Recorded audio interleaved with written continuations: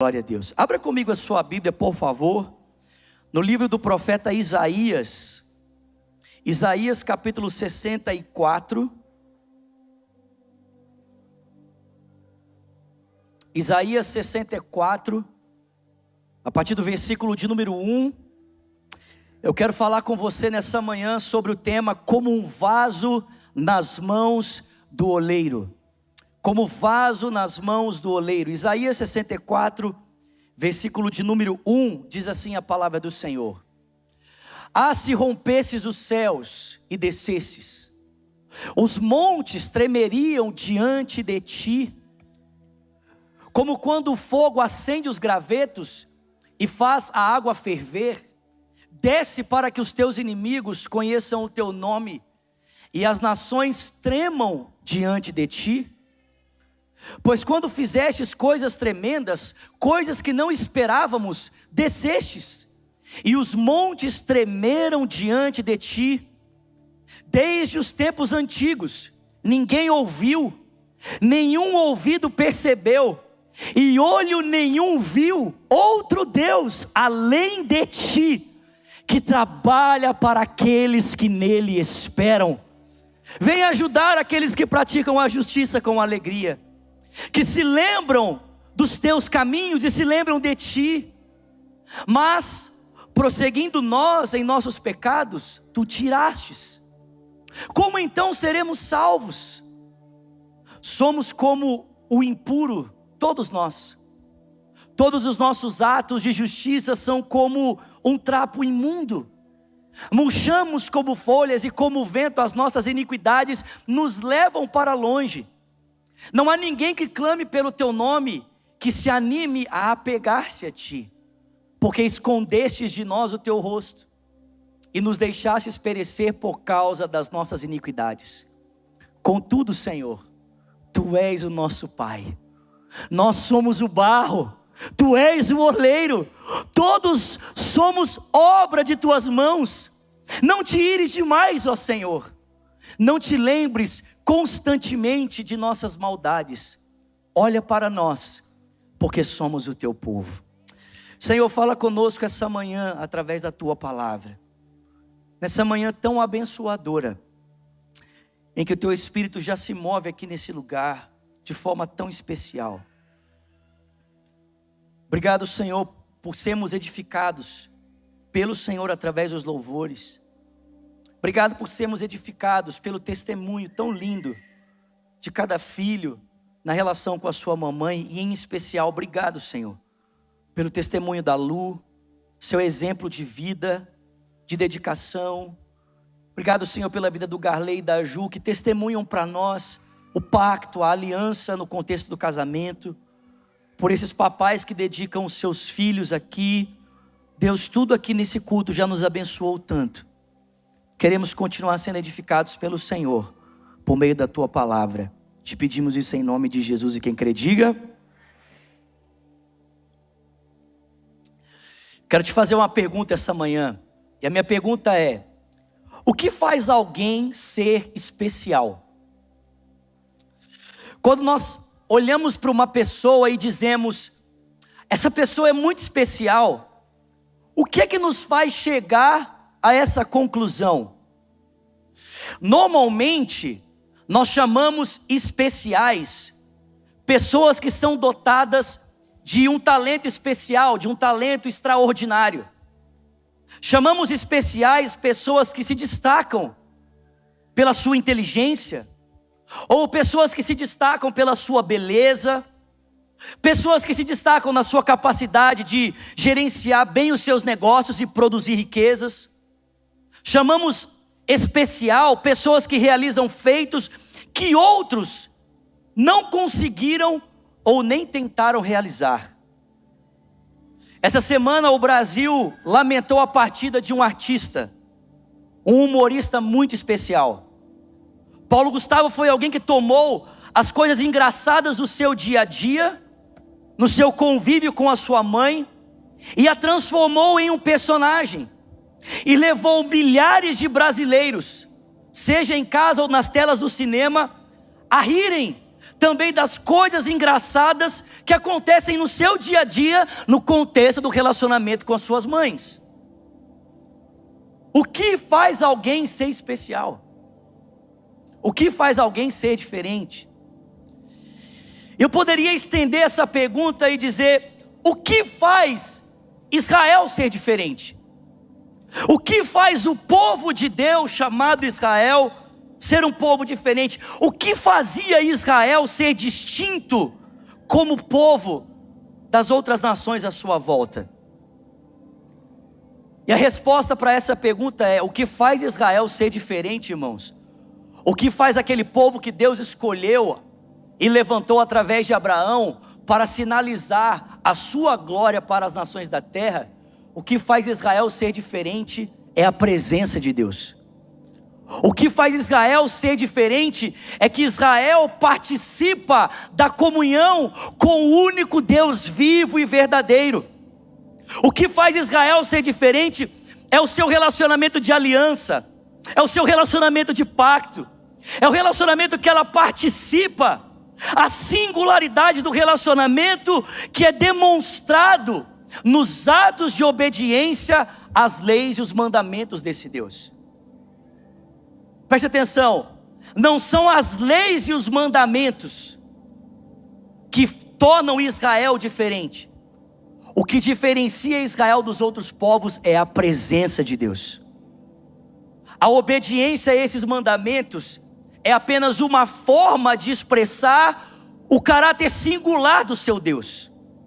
No contexto da missão, no contexto do pacto, mostrar para as outras nações, por meio da sua vida, que o seu Deus é um Deus singular, que o seu Deus é um Deus diferente. Mas com o passar do tempo, Israel começou a pensar que o que a diferenciava das outras nações não era tanto a presença. Com o passar do tempo, Israel começou a pensar que o que a fazia diferente dos outros povos era exatamente as leis e os mandamentos, e não a presença. Especialmente, Israel começou a pensar que a diferença entre ela e as outras nações estava concentrada na obediência a 3 mandamentos específicos: a guarda do sábado, as leis relacionadas à dieta alimentar e a circuncisão. Israel começou a pensar que na obediência a esses 3 itens, então, ela poderia expressar a diferença que ela tinha em relação aos outros povos, e não a presença de Deus. E é claro, irmãos, vocês estão comigo aqui? É claro que todo esse modelo nacional, baseado na obediência desses 3 mandamentos, que cria uma cultura que a diferencia, toda essa perspectiva de vida, que toma os mandamentos não como um ponto de partida para cumprir a missão, mas para criar uma cultura que a diferencia. Sem Deus, esses mandamentos, a obediência a esses mandamentos, sem Deus, com o passar do tempo, foi perdendo o seu sentido, foi perdendo o seu propósito. E Israel, que já havia abandonado a Deus, também passou a abandonar os mandamentos de Deus. Olha que processo interessante. Deus havia escolhido Israel, e como forma de a diferenciar dos outros povos, havia dado a ela a sua presença. Deus disse a Israel: Israel, o que vai distinguir você dos outros povos é que eu serei para você uma propriedade particular. Eu serei para você como um noivo, como um marido. Você será para mim como uma esposa. Só que com o passar do tempo, esse relacionamento que deveria ser materializado ou expresso na obediência aos mandamentos, Israel começa a inverter o processo. E Israel tira Deus da jogada e fica apenas com as leis e os mandamentos. Só que, irmãos, preste atenção. Essa vida de obediência às leis e os mandamentos só faz sentido quando nós estamos na relação com o Deus do pacto, amém? Só faz sentido quando nós estamos em relação com o Deus que nos deu os mandamentos para viver. Se eu decido continuar obedecendo aos mandamentos sem a relação com Deus, chega uma hora que eu começo a olhar para os mandamentos e dizer: qual que é o sentido disso? Porque a obediência a esses mandamentos só fazem sentido na relação com esse Deus. Israel, porque perdeu a presença, começou a questionar a obediência aos mandamentos. Já havia abandonado a Deus e agora Israel estava também abandonando a lei de Deus. Esse é o contexto que esse texto que acabamos de ler, de Isaías 64, nos apresenta. Isaías está diante de Deus orando, porque ele olha o caos na sua nação, e ele diz: Deus, tudo isso está acontecendo, porque em primeiro lugar, nós abandonamos o Senhor, e porque em segundo lugar, nós abandonamos os seus mandamentos. Vocês estão comigo aqui? Escute isso. Todo modelo de vida, não importa qual ele seja um modelo de vida cristão ou qualquer outro, preste atenção no que eu vou dizer. Todo modelo de vida possui no seu núcleo uma essência religiosa. Vou repetir, amém? Todo modelo de vida possui no seu núcleo uma essência religiosa. Por quê? Porque o homem não pode viver sem Deus ou sem deuses.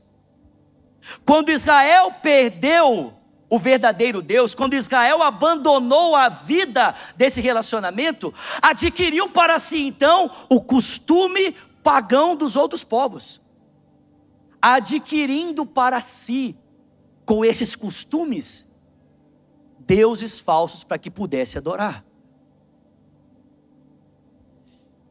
Irmãos, eu poderia perguntar para mim e para você essa manhã: o que nos faz ser diferente?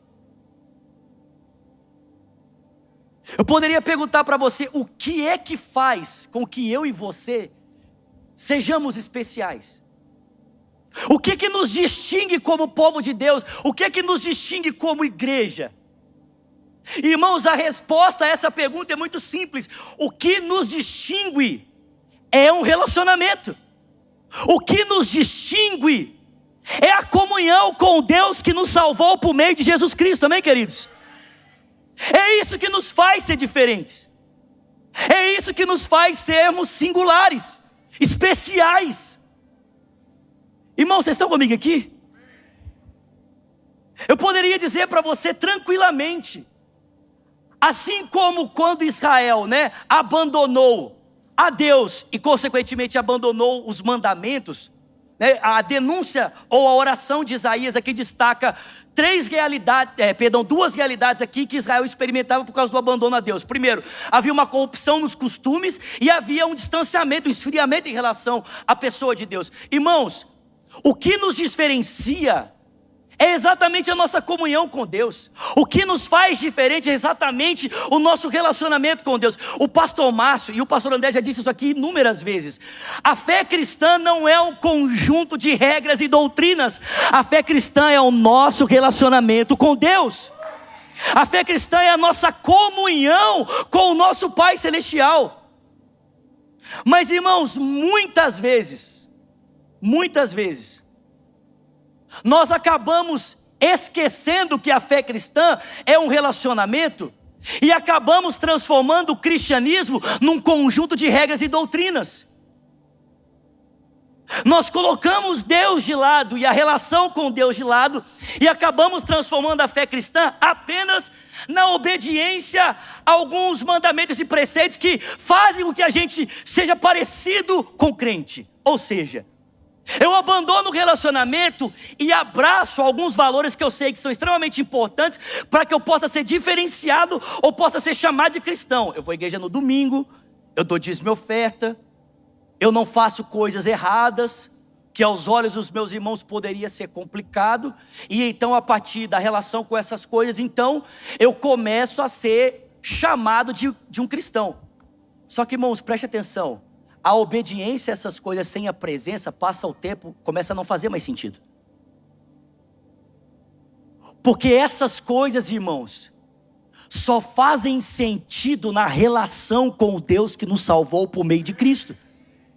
E é por isso que muitos de nós, depois de abandonarmos a presença, começamos também a abandonar o ambiente da celebração, começamos a abandonar também o lugar de generosidade e contribuição, começamos a abandonar a comunhão com os nossos irmãos e às vezes começamos até a praticar coisas que nós sabemos que não deveríamos estar praticando. Por quê? Porque o abandono de Deus implica no abandono da vida que Deus nos deu para refletir quem Ele é. Vocês estão comigo aqui, gente?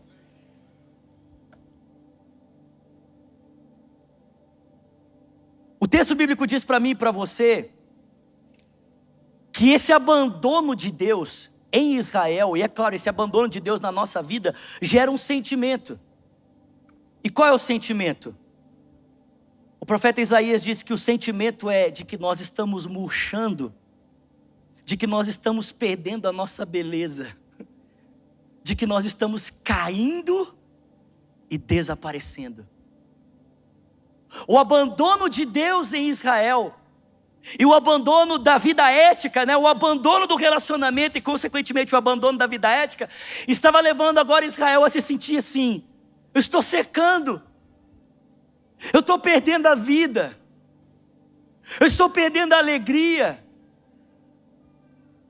eu estou murchando como uma folha, ao ponto de cair e desaparecer.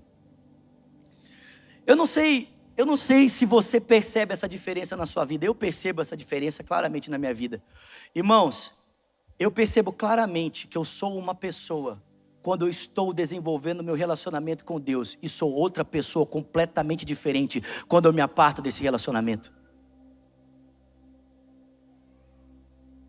Eu me percebo uma pessoa completamente distinta quando eu estou vivo na comunhão com o Pai Celestial, e quando eu estou distante dessa comunhão. Em especial essas últimas semanas, tem sido um tempo muito importante para mim, e muito singular no meu relacionamento com Deus. Eu tenho tido momentos maravilhosos de oração e de comunhão com o Pai Celestial, como resultado de tudo aquilo que eu já tenho compartilhado com os irmãos e que Deus tem me desafiado a praticar na minha vida. Irmãos, ontem eu fui almoçar com a minha esposa, nós fomos comer um sushi, e no meio do caminho nós paramos num semáforo. Irmão, você pode achar que eu sou doido. Nós paramos num semáforo, e eu olhei para o lado, e as borboletas estavam voando em cima de um jardim. E eu comecei a olhar aquelas borboletas, e o amor de Deus começou a encher o meu coração. O amor de Deus começou a encher o meu coração. E eu virei para a Virgínia, eu falei para ela: olha as borboletas. Irmãos, a relação com Deus muda a nossa forma de enxergar. A relação com Deus muda a nossa forma de falar, muda o nosso relacionamento com as pessoas, muda o relacionamento com o mundo à nossa volta, tira os nossos olhos do caos e nós passamos a ver, não mais o caos, mas passamos a ver a criação, a beleza, a vida estampada constantemente diante de nós, na obra do Criador.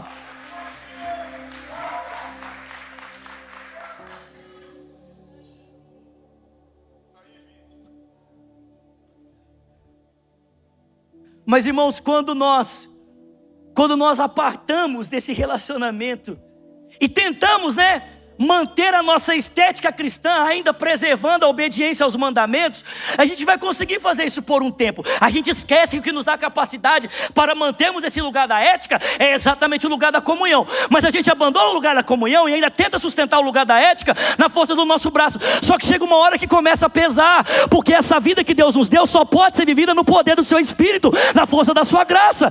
E essa graça e esse poder é adquirido no lugar da oração, no lugar da comunhão. Então o que acontece? Quando se torna pesado e difícil, o que a gente faz? A gente começa a jogar para fora aquilo que nós não estamos dando mais conta de fazer.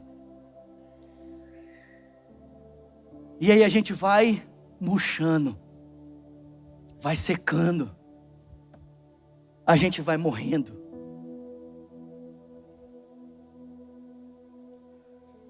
O que faz você ser especial, meu irmão? que faz você ser diferente? O que faz a sua vida ser especial? Eu digo para você, irmãos, o que faz a minha vida ser especial não é o fato de eu morar nos Estados Unidos. O que faz a minha vida ser especial não é o carro que eu dirijo, a casa que eu moro, a comida que eu como.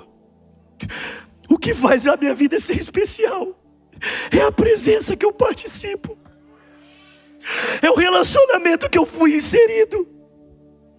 Isso faz a minha vida ser diferente. Isso faz a minha vida ser especial. O que faz a sua vida ser especial, meu irmão? Sabe, Isaías reconhece nesse texto que a solução para esse problema não está em outro lugar, senão a volta para Deus. Isaías reconhece que a solução para esse caos que a nação experimenta não está em outro lugar, senão um retorno à comunhão com Deus. Vocês estão comigo aqui? E é por isso que ele pede explicitamente: oh, se vendesses os céus e descesses, oh, se voltasses a agir novamente, oh, se voltasses a manifestar a sua glória. Vocês estão comigo aqui? Só que, irmãos, apesar de clamar por essa intervenção e essa volta, o profeta sabe que eles não merecem. O profeta sabe que eles são indignos a isso. O profeta diz que o povo abandonou a Deus, os mandamentos de Deus, e que tudo aquilo que eles estão fazendo agora pode ser comparado a um trapo sujo. É por isso, irmãos, é por isso que esse profeta Isaías era um profeta espertinho, viu, irmãos? É por isso que ele clama por essa ação de Deus, não baseado nos seus méritos, mas baseado no caráter gracioso de Deus, baseado na sua misericórdia.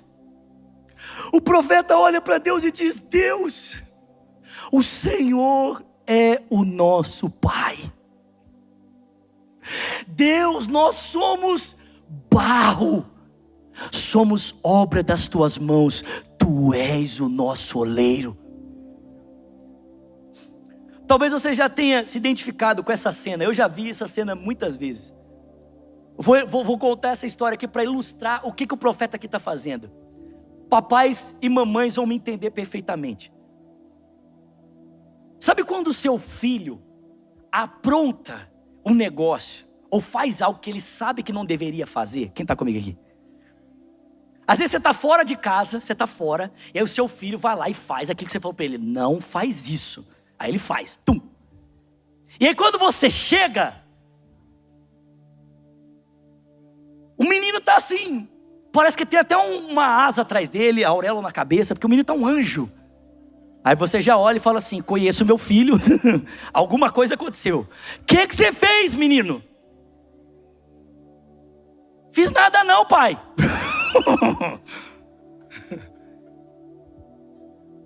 Fala logo o que você fez. Aí a criança, daquele desespero, irmãos, eu lembro que quando meu pai era o seguinte: quando meu pai estava vivo, a gente ia na casa das pessoas, meu pai falava assim: não põe a mão em nada, não encosta em nada, não faça nada. Se você fizer qualquer coisa, quando nós chegar em casa a gente conversa. Irmãos, muitas vezes a gente fez isso, mas outras não. E eu lembro que quando a gente começava a mexer nas coisas, principalmente quando ia na casa da avó, né? Casa de vó é uma benção, amém, irmãos? Eu não sei você, mas quando eu era criança, a casa da minha avó para mim era o parque de diversões. Quando eu ia para casa, eu falava assim: hoje eu vou na casa da vovó, uhul! É hoje, né? Parque de diversões. Irmãos, eu lembro que algumas vezes o meu pai, ele só olhava assim, ó. Ele dava aquele olhar assim. E ele fazia assim, ó. Quem entendeu o que eu falei aqui? Era assim, ó. Irmãos, eu lembro que em uma dessas vezes, em casa não tinha portão elétrico nessa época, Então eu desci correndo, quando a gente chegou eu desci correndo, peguei a chave para abrir o portão. Abri o portão, já abri a porta e corri lá para dentro. Eu coloquei 3, 4 calças, 2 blusas de frio e falei, pode vir que eu estou armado, vem. Pode vir que eu estou preparado. Quando meu pai entrou, meu pai falou assim, pode tirar, tira tudo. Só de raiva você vai apanhar pelado hoje.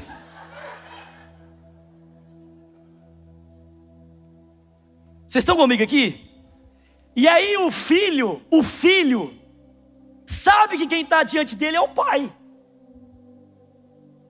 Então o filho, muito esperto, sabendo da punição que irá receber e que ela pode ser intensa, ele olha e diz, papai.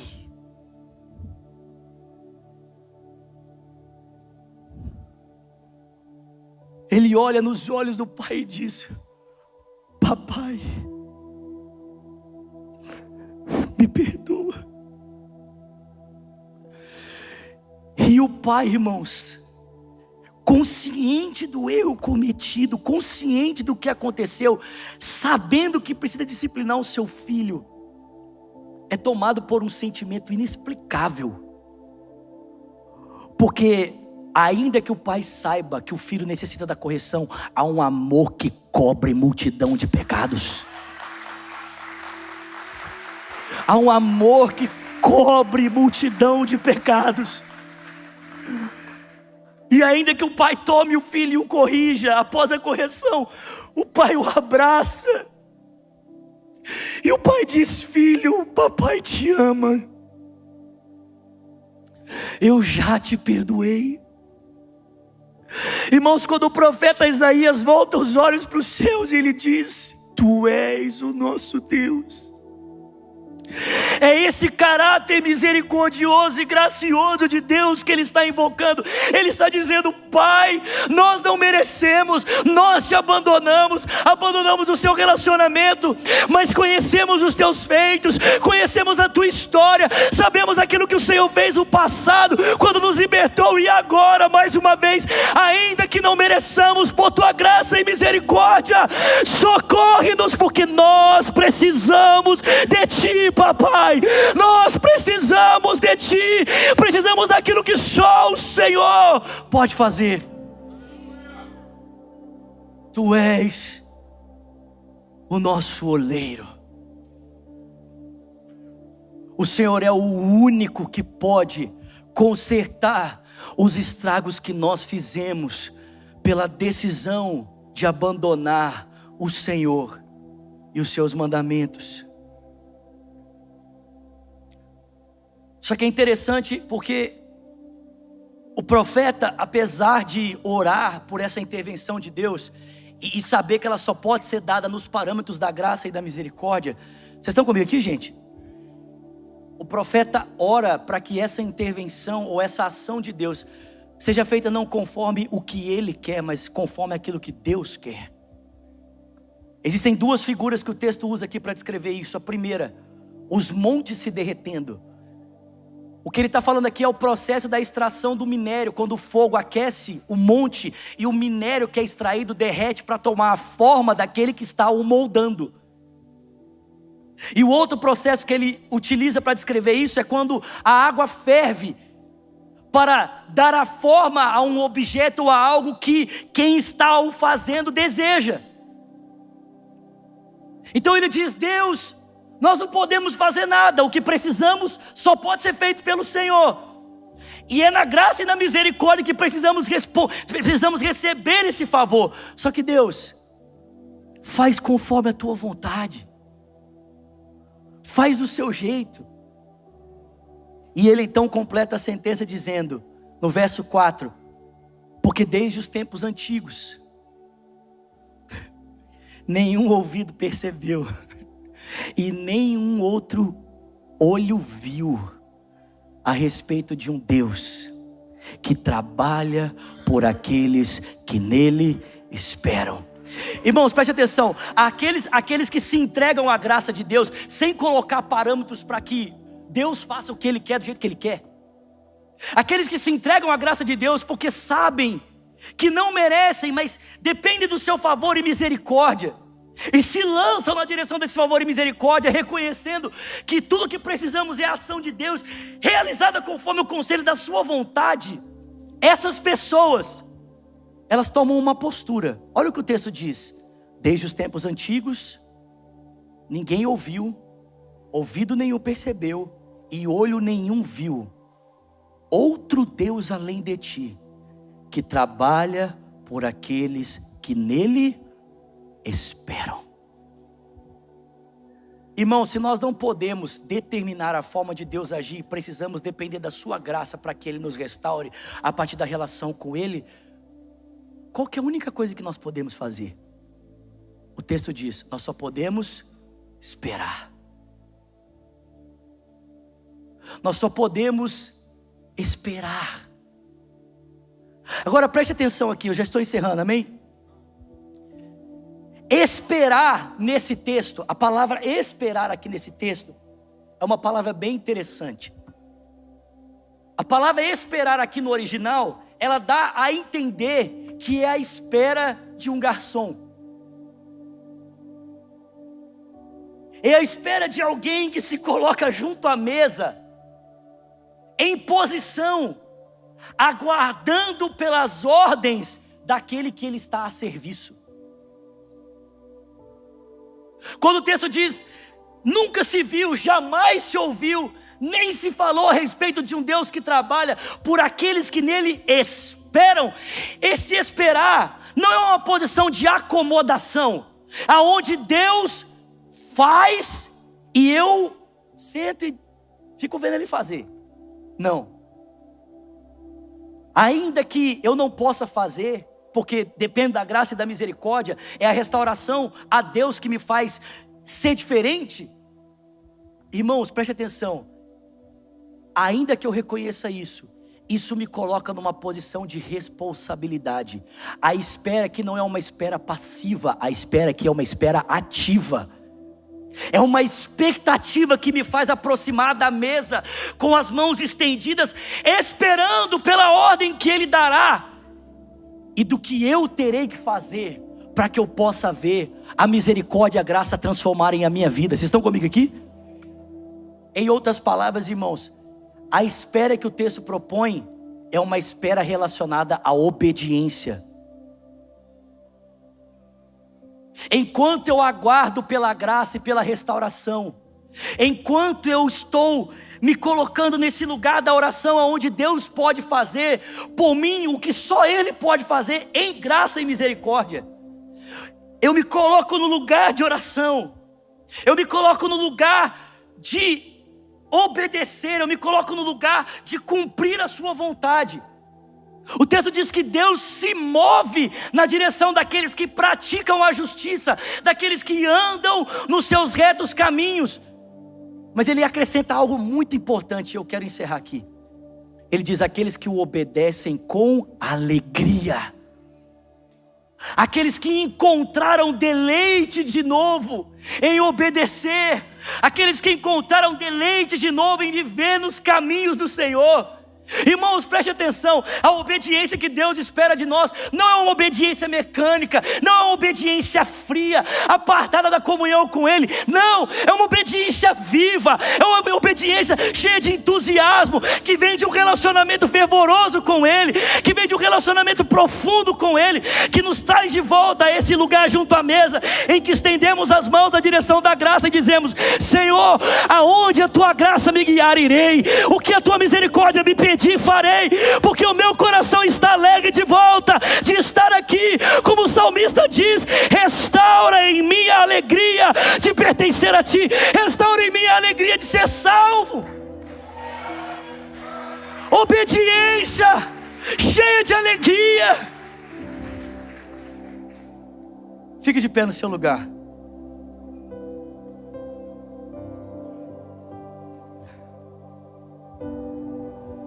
O que nos faz ser especial, irmãos? O que é que nos distingue? Será que o que nos faz sermos especiais é o carro que andamos, a roupa que vestimos, os lugares que frequentamos? Será que as pessoas dizem a nosso respeito que somos especiais por causa da beleza que temos. Irmãos, o que nos distingue das outras pessoas é a presença.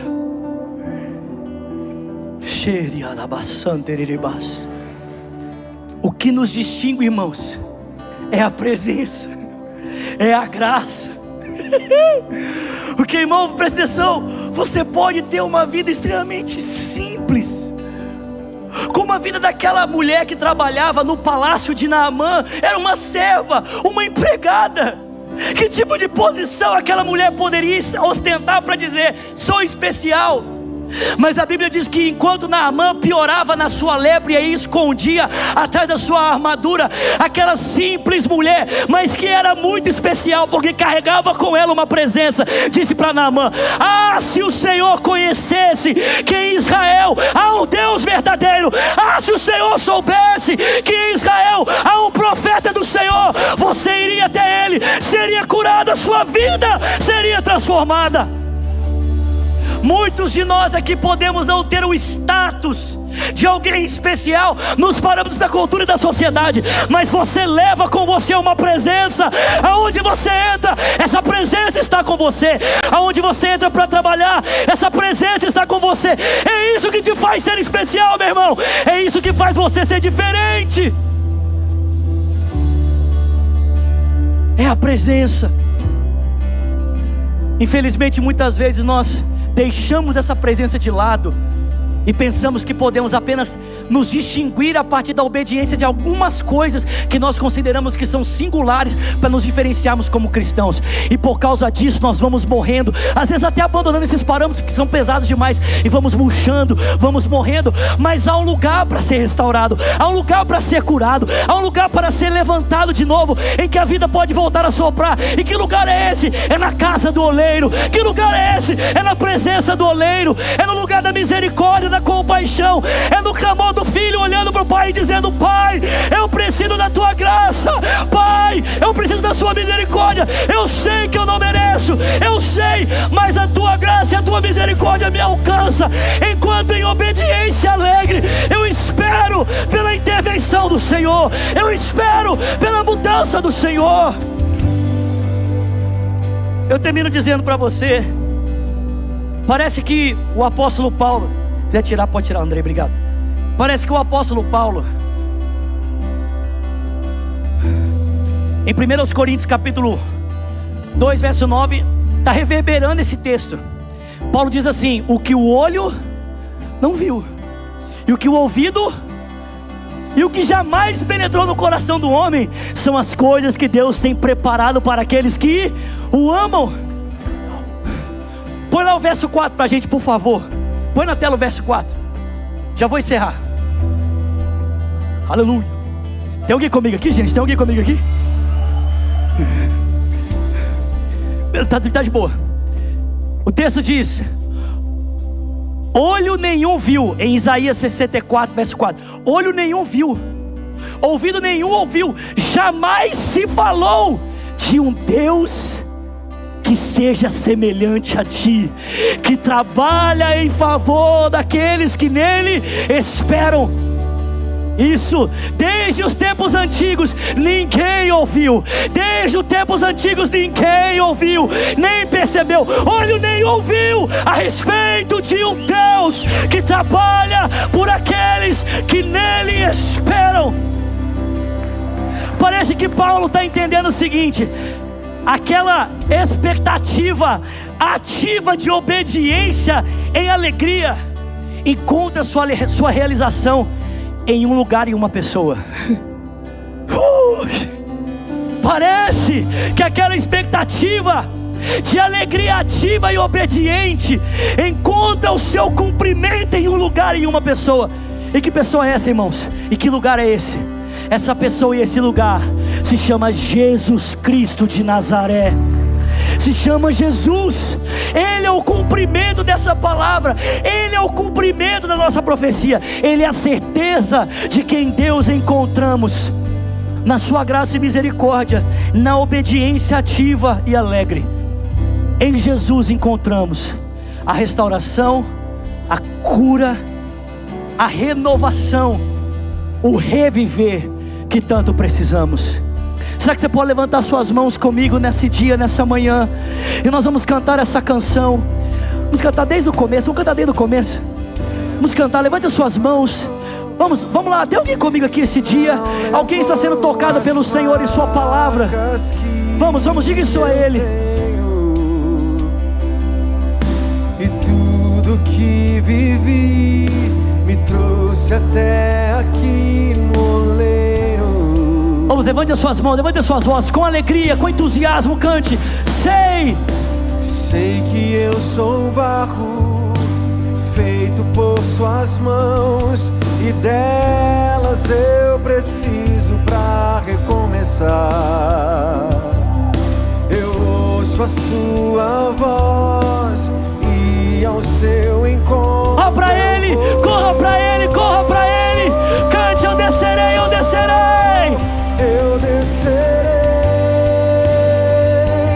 a casa do oleiro, pois eu preciso ser refeito. Eu preciso de restauração e viverei em Deus o recomeço. Pois eu preciso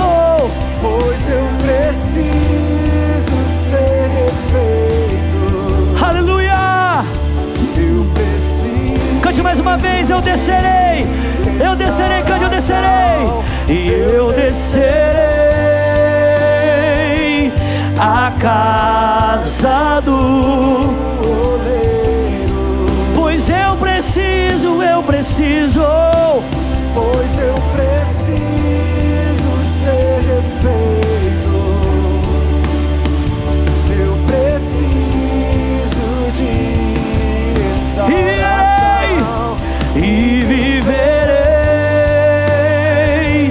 em Deus o recomeço.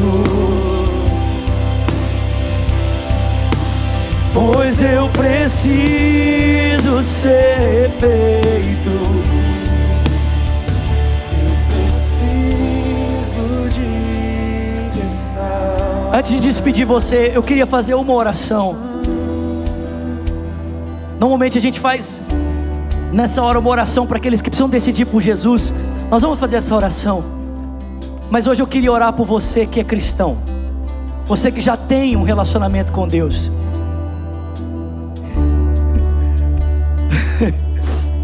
mas que talvez está precisando ser restaurado,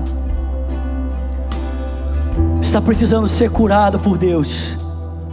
Você que fala, eu preciso de esperança de novo, eu preciso de vida de novo. Eu estou murchando, pastor, eu estou secando, eu estou quase caindo e desaparecendo. Eu queria orar com você, eu quero orar por você. Eu queria pedir que, sem constrangimento, se você fala, eu preciso dessa oração hoje, eu preciso desse toque de Deus na minha vida, sai do seu lugar e corre aqui para frente. Eu quero orar com você, eu quero orar por você. Vem, pode vir, vem. Isso, vem. Vamos dizer isso.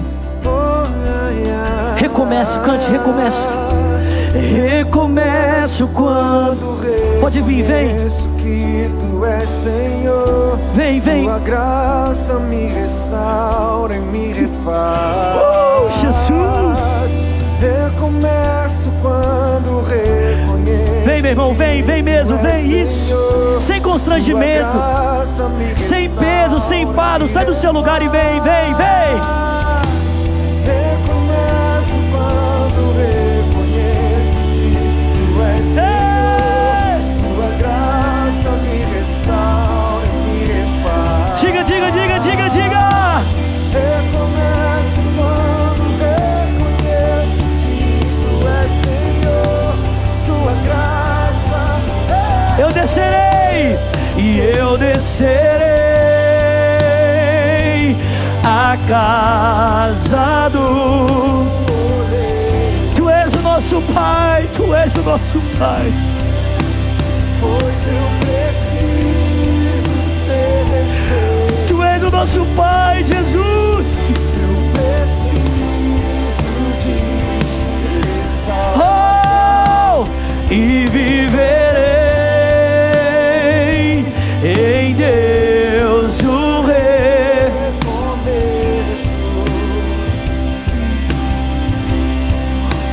pois eu preciso ser feito.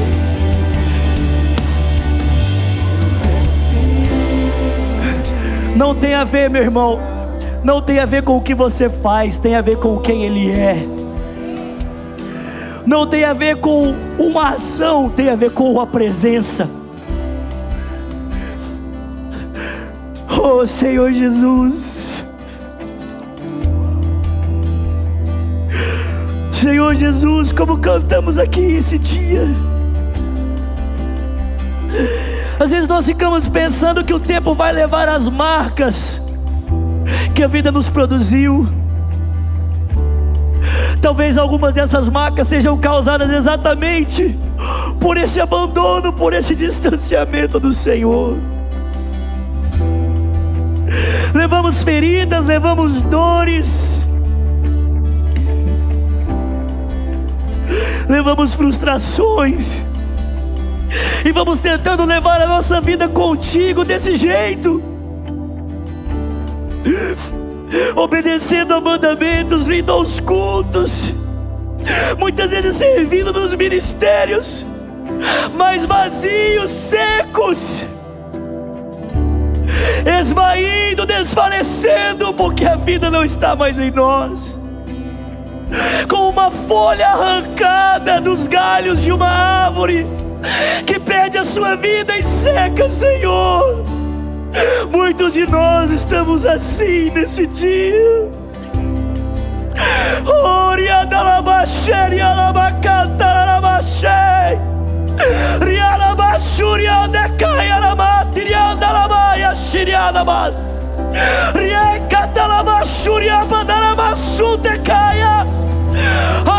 Sopra o teu Espírito, sopra o teu Espírito sobre esses corações secos, sobre esses corações que estão morrendo. Traz a presença de volta, traz a presença de volta, traz a presença de volta, Senhor. Vamos agora, vamos. Ore comigo nessa manhã, ore comigo nesse dia. Traz tua presença, traz o sopro do teu Espírito, traz a tua graça de volta. Esse recomeço, essa volta ao Senhor. Faz, Deus, faz, Senhor, faz, Senhor, faz, Senhor. Eu descerei, vai, Senhor, casa do oleiro, aleluia, pois eu preciso ser oh, eu preciso de oh, Jesus, Jesus, Jesus, e viverei.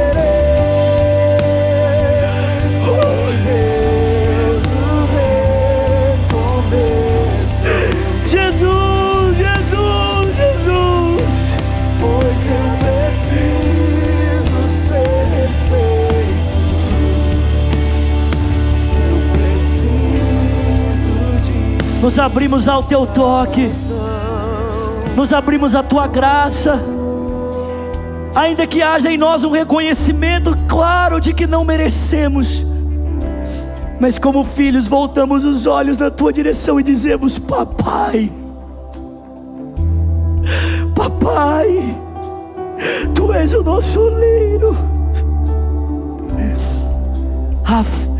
Refaz a nossa vida, refaz o nosso coração, restaura-nos para a glória do Teu nome, em nome de Jesus.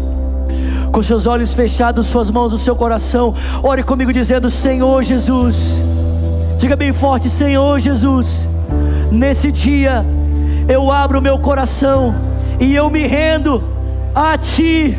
Diga: eu quero Tua presença na minha vida, Eu confesso, Tu és o meu Senhor e o meu Salvador. Ore também dizendo: e eu, Jesus, que um dia andei contigo, mas eu me desviei. Diga: nesse dia, arrependido, eu volto, na certeza de que o Senhor me recebe. Alguém aqui nesse lugar, ou talvez pela internet, que diz: eu quero entregar minha vida para Jesus hoje. Eu quero experimentar essa presença, esse recomeço na minha vida. Levanta bem alto uma das suas mãos, eu quero conhecer. Tem uma mão ali, levanta bem alto, bem alto. Você que diz: eu quero entregar minha vida a Cristo hoje. Eu quero voltar para Jesus. Levanta bem alto uma das suas mãos. Eu quero ver você e orar por você. Pela internet, você vai digitar hashtag eu decido por Jesus. Pela internet, digite hashtag eu decido por Jesus. Tem alguém aqui nesse dia que diz: eu quero entregar minha vida a Cristo, eu quero voltar para Jesus hoje? Levanta bem alto, bem alto. Glória a Deus. Irmãos, eu sei que essa mensagem era uma mensagem para crente, amém? Eu sei. Glória a Deus, glória a Deus. Pai, muito obrigado por esse dia. Muito obrigado, Jesus. Que a vida volte aos olhos aqui, Senhor. Que nós possamos deixar de ver caos para vermos a criação, a vida estampada na criação, o cuidado do Senhor estampado no mundo à nossa volta. Que as nossas folhas voltem a estar verdes, de esperança e de vida, por causa da graça e da misericórdia. E que a graça do nosso Senhor Jesus Cristo, o amor de Deus Pai, a comunhão e o consolo que vem do Espírito seja com o povo de Deus, aqui e espalhado em toda a terra, desde agora e para sempre. E quem crê diga amém, amém e amém.